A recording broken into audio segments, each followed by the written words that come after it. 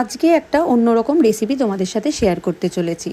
এটা আমার জেঠুর রেসিপি। জেঠু এই রেসিপিটা আমার মাকে শিখিয়েছিল। প্রথমেই চালটাকে 30 মিনিট ভিজিয়ে রেখেছিলাম, তারপর সেই চালটাকে কাগজের মধ্যে মেলে দিয়েছি যাতে জলটা পুরোপুরি শুষে নেয়।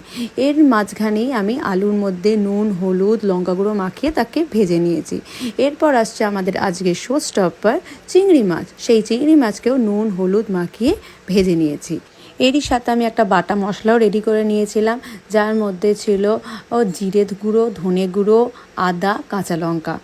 আর সেই মশলাটাকে আমি চালটা শুকিয়ে যাওয়ার পর চালের মধ্যে অ্যাড করেছি। তার সাথে নুন, মিষ্টি, কাঁচা লঙ্কা, হলুদ গুঁড়ো, কাশ্মীরি লঙ্কা গুঁড়ো আর সর্ষের তেল অ্যাড করেছি।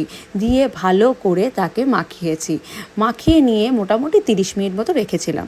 তারপর একটা হাঁড়ির মধ্যে সেই চিংড়ি মাছ ভাজা তেলটা দিয়ে তার মধ্যে গোটা গরম মশলা ফোড়ন দিয়ে চালটাকে অ্যাড করে দিয়েছি, সাথে আলুগুলোকেও।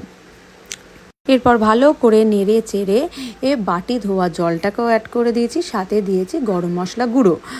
এবার জলের পরিমাণটা তোমরা কি করে বুঝবে? 1 কেজি চালে 2 লিটার জল দেবে। দিয়ে ভালো করে চাপা দিয়ে ফুটতে দেবে। যখন জলটা মোটামুটি 90% মতো শুকিয়ে আসবে, তখন একটা চাটু বা তাওয়া আর কাঁচা লঙ্কা দিয়ে কিছুক্ষণ ঢেকে নিলে রেডি আমাদের চিংড়ি মাছের পোলাও।